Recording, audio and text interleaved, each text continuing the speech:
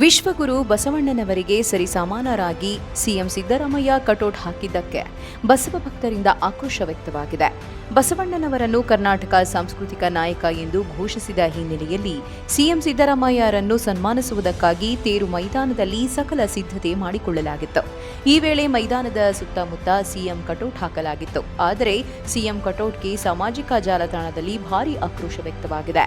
ಇದನ್ನು ಹಲವರು ಕಟುವಾಗಿ ಟೀಕಿಸಿದ್ದು, ವಿಶ್ವಕ್ಕೆ ಸಮಾನತೆ ಸಂದೇಶ ಸಾರಿದ ವಿಶ್ವಗುರು ಬಸವಣ್ಣನವರು ಎಲ್ಲಿ, ಜಾತಿವಾದಿ ಸಿಎಂ ಸಿದ್ದರಾಮಯ್ಯ ಎಲ್ಲಿ ಎಂದು ಪ್ರಶ್ನಿಸ್ತಾ ಇದ್ದಾರೆ. ಬಸವಣ್ಣನವರನ್ನು ಕನ್ನಡದ ಸಾಂಸ್ಕೃತಿಕ ನಾಯಕ ಮಾಡಿದ್ದಕ್ಕೆ ಹೆಮ್ಮೆ ಇದೆ, ಆದರೆ ಸಿಎಂರೊಂದಿಗೆ ಹೋಲಿಕೆಗೆ ಮಿತಿ ಇರಬೇಕು. ಬಸವಣ್ಣನವರು ಜಾತಿರಹಿತ ಸಮಾಜದ ಸಂದೇಶ ಸಾರಿದ್ದಾರೆ, ಆದರೆ ಸಿದ್ದರಾಮಯ್ಯ ಜಾತಿವಾದಿ, ಹೀಗಾಗಿ ಅವರ ಸರಿಸಮಾನರಾಗಿ ಕಟೌಟ್ ಹಾಕಬಾರದು ಎಂದು ಸಾಮಾಜಿಕ ಜಾಲತಾಣದಲ್ಲಿ ಹಲವರ ಆಕ್ಷೇಪ ವ್ಯಕ್ತವಾಗಿದೆ.